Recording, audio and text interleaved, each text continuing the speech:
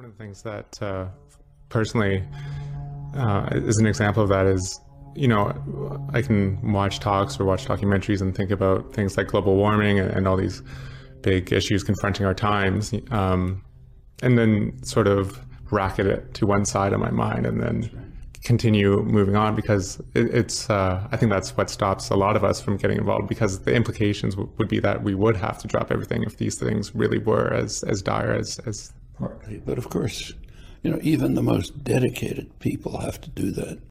I was in India. I don't know if you've been there, but it's just a dramatic experience. There's a lot of wealth, a lot of vitality, a lot of excitement, and miserable poverty, which you just can't miss. It's all around you. One time, a couple of years ago, I happened to be there, and I was driving in New Delhi to a demonstration where I was going to give a talk, and another person was in the car with me, a woman who was also going to give a talk there.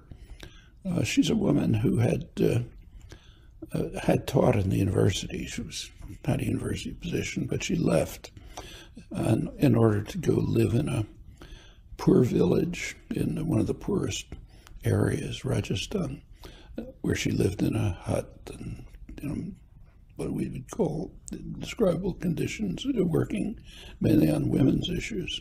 And I think she'd been there about 17 years by then.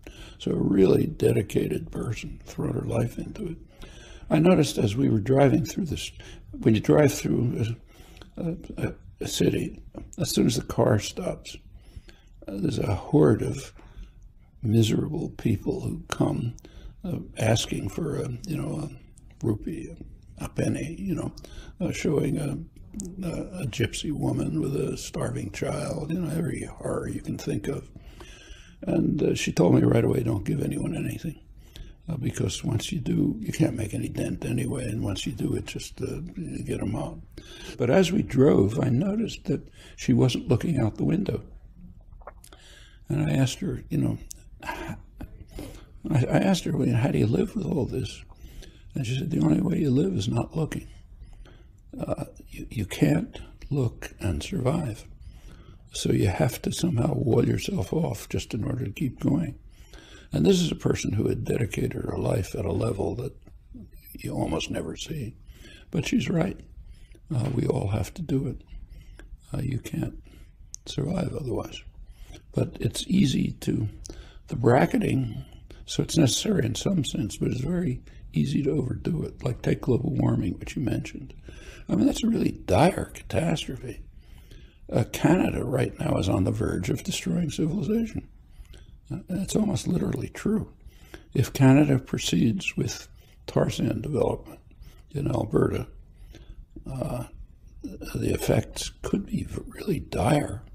If Obama approves the XL pipeline, which will then accelerate the tar sands development, and that continues, the effects on human life could be really severe. How much is being done about it? Well, you can tell me. And this is not small. It's not like stopping a war across the ocean is very important, but destroying human civilization is more important. And the choices are right before us. And you know very well how people are dealing with it, all of us.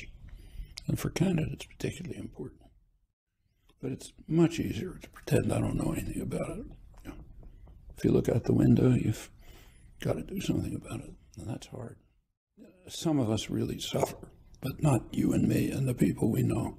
We have fairly decent lives. Do a lot of things we like to do, and a lot of rewards in it, and so on. Work we like, people we like, and so on. And it's just easier not to face the kinds of realities which would lead us to giving it up, even in part. So you close the window. We do it all the time. And as I say, at some level, you couldn't survive if you didn't do it. Like the woman in the car in New Delhi. She does it. I respect that. She has to. Otherwise, there'd be no way for her to survive. But for most of us, we close the window much too early.